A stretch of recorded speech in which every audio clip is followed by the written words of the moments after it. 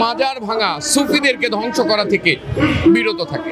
আজকে আমাদের সাথে যোগ দিয়ে যারা এসব অরাজকতা সৃষ্টি প্রতিষ্ঠার লক্ষ্যে এগিয়ে আসছে তাদের প্রতিহত করার পদক্ষেপ গ্রহণ করুন।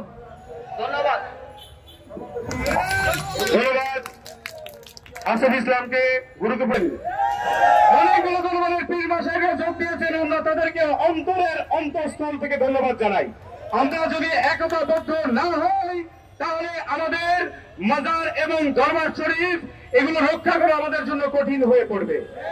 তাই আমাদের সবাইকে একতাবদ্ধ হতে হবে। মনে রাখবেন, ঘর একটা হতে পারে কিন্তু একটি ঘরে পৌঁছানোর জন্য বিভিন্ন দরজা থাকতে পারে। এই বাংলাদেশ বাবা দেওয়ানবাগীর বাংলাদেশ। আমরা লক্ষ্য করেছি আমাদের রক্তে ধরন হচ্ছে সুফিবাদের পিলার, সুফিবাদের সম্রাট বাবা দেওয়ানবাগীর আস্তানা আক্রমণ করেছে। তারা দেওয়ানবাগী বাবার আস্তানা আক্রমণ করে তারা সুফিবাদকে বাংলাদেশকে নির্মূল করতে চায়। তারা বাবা দেওয়ানবাগীকে মুশরিক হিসেবে আখ্যায়িত করতে চায়। আমরা এই দেশের আলেম সমাজকে উদ্যত আহ্বান করব যে মাজার পূজা ইসলামে বৈধ করেছেন, হালাল করেছেন এবং সর্বোচ্চ ইবাদতে শামিল করেছেন। ইসলামে কবর পূজা হারাম, এতে আমরা একমত। কবর এবং মাজার এক বিষয় নয়। কবর হয় নাস এবং ইনসানের, মাজার হয় আল্লাহর আব্দুহুর, মাজার হয় খলিফার, মাজার হয় খলিফাতুল্লাহর, মাজার হয় ওলি আল্লাহর, মাজার হয় সিবগাত আল্লাহর, মাজার হয় ওয়াজহুল্লাহর। মাজার এবং কবর এক বিষয় নয়, হতে পারে না। সম্মানিত তাওহীদি জনতা, যারা বাবা দেওয়ানবাগীর রাস্তায় আক্রমণ করেছে, এই দেশের আশিকে রাসূল নবী প্রেমিকদের রক্তক্ষরণ হচ্ছে। আমরা প্রশাসনকে জানাই দিতে চাই, আর একটি মাজারের উপর যদি আক্রমণ হয়, আমাদের কোন একজন মুর্শিদ যদি হুকুম দেয় আপনাদের বুলেট কামাত বোমা আমাদেরকে পড়তে হতে না। বাবা দেওয়ানবাগীকে স্তব্ধ করা যাবে না। বাবা দেওয়ানবাগী দেশের তাওহীদি জনতার হৃদয়ের আকাশে উন্মুক্ত চাপ। বাবা দেওয়ানবাগী দেশের আশিকে রাসূলদের হৃদয়ের চাপ। বাবা দেওয়ানবাগীর মাজার ভেঙে দিতে পারো, দরবার ভেঙে দিতে পারো, আশিকদের কলিজা থেকে বাবা দেওয়ানবাগীকে সরাতে বাবা দেওয়ানবাগীর কোন একজন সুযোগ্য সাহেবজাদা যদি আমাদেরকে অনুমতি দেয়, আমরা এ দেশের শাহাদাত বরণ না করা পর্যন্ত রাজপথ ছাড়ব না। উপস্থিতি সাংবাদিক মহোদয়কে আমরা অনুরোধ করব, আপনারা যেভাবে এই দেশে মন্দির পাহারা দিয়েছেন, যেভাবে অন্য ধর্মান্তরকে নিরাপত্তা দিয়েছেন, আপনারা সুফিদেরকে নিরাপত্তা নিশ্চিত করুন। সুফিদের মাজারের ব্যাপারে, দরবারের ব্যাপারে আপনারা নীরব কেন? ধর্ম উপদেষ্টা নীরব থাকায় প্রমাণিত হয় উনি মদতদাতা। উনি যদি অনতিবিলম্বে এই দরবারগুলো রক্ষার ব্যাপারে ভূমিকা না নেয়, এ দেশের আশিকে রাসূল মাঠে নামবে। ওনার হৃদয়ের কন্দন নিশ্চিত না করে ঘরে ফিরবো না। বাবা দেওয়ানবাগীর আশিকদেরকে বলছি, আপনারা একা নন, আপনারা শুধু বাবা দেওয়ানবাগীর ভক্ত একা নন, এদেশের হাজার কোটি লক্ষ কোটি আশিকে রাসূল ওলি আউলিয়াদের ভক্ত আপনাদের সাথে আছে, আপনাদের পাশে আছে। আপনাদের সাথে আমরা মরণপণ এই বাবা দেওয়ানবাগীর ইজ্জত রক্ষা করার জন্য আমরা জীবন দিতে প্রস্তুত। কারণ বাবা দেওয়ানবাগী না থাকলে বাংলাদেশ সুফি শব্দ চিনত না, বাংলাদেশের মিলাদুন নবী প্রতিষ্ঠিত হতো না। বাবা দেওয়ানবাগীর অবদান, এটাকে যারা অস্বীকার করে, যারা যে সকল দরবার নীরব রয়েছেন, উপস্থিত আছেন বাউল সম্রাট আরিফ দেওয়ান মহোদয় আমাদের মাঝে উপস্থিত আছেন এবং বেনজির শাহ সুরেশ্বরী মহোদয় আমাদের মাঝে উপস্থিত আছেন। আপনারা বাবা দেওয়ানবাগীর ভক্ত একা নয়, আপনাদের সাথে এদেশের প্রতিটি ওলি আউলিয়ার ভক্ত একসাথে থাকবে।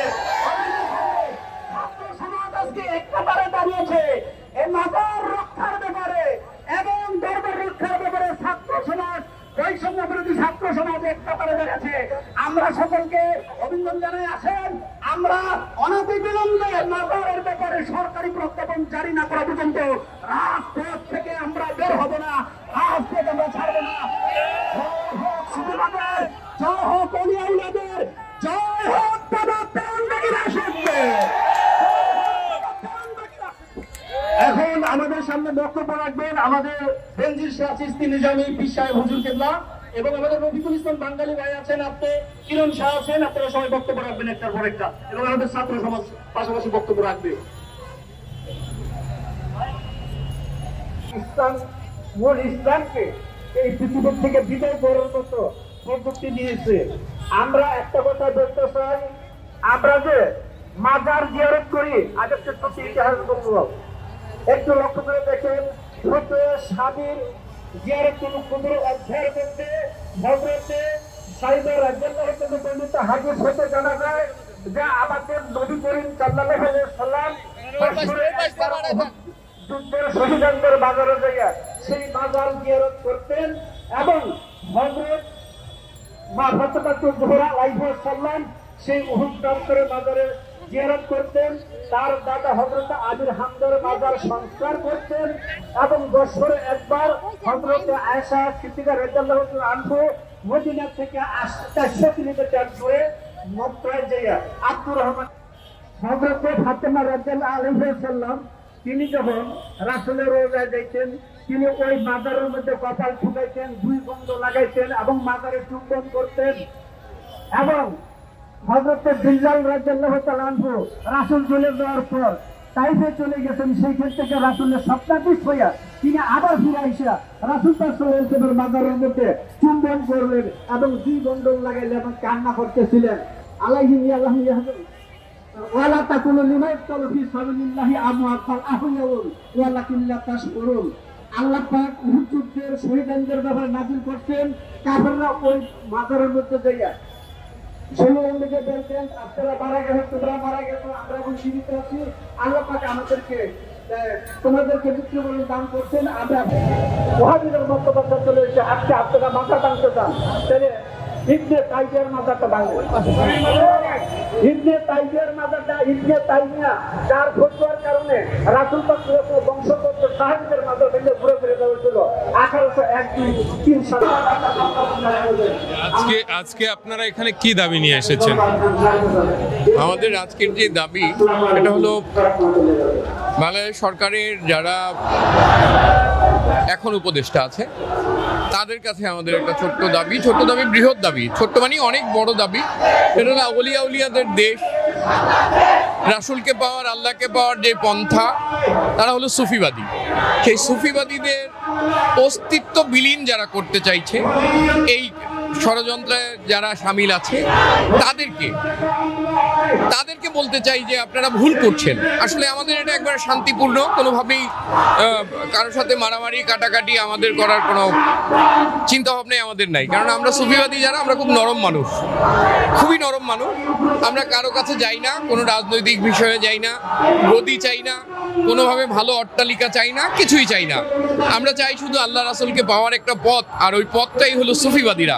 আর সুফিবাদীদেরকে যারা ধ্বংস করতে চাচ্ছে তাদের বিরুদ্ধে কিছু বলতে চাচ্ছি ওই উপদেষ্টাদেরকে যারা এখন আছে বাংলাদেশ সরকারের অনুকূলে, তাদেরকে বলতে এসেছি যে তারা যেন আমাদের এই মাজার ভাঙা সুফিদেরকে ধ্বংস করা থেকে বিরত থাকে, এই আমাদের দাবি।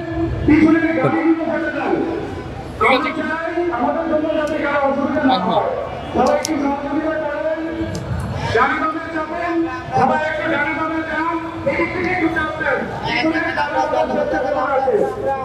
আছে, কিনছে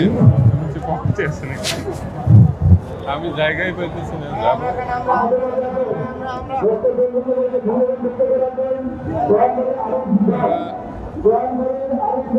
সুফিবাদ কি জিনিস এটা যদি না জানে তাহলে যা করার সেটাই করে। আপনার জানতে হবে যে বাংলাদেশে ইসলাম কিভাবে আসছে, কারা আসছে। বাংলাদেশে প্রথম কারা ইসলামের দাওয়াত নিয়ে যারা আসছে, আজকে তারা কোন মতবাদের ছিল, তারা কোন আদর্শের। আজ থেকে 200 বছর আগে হয়তোবা 200 বছর হবে, তখন মাদ্রাসা সৃষ্টি হয়েছে।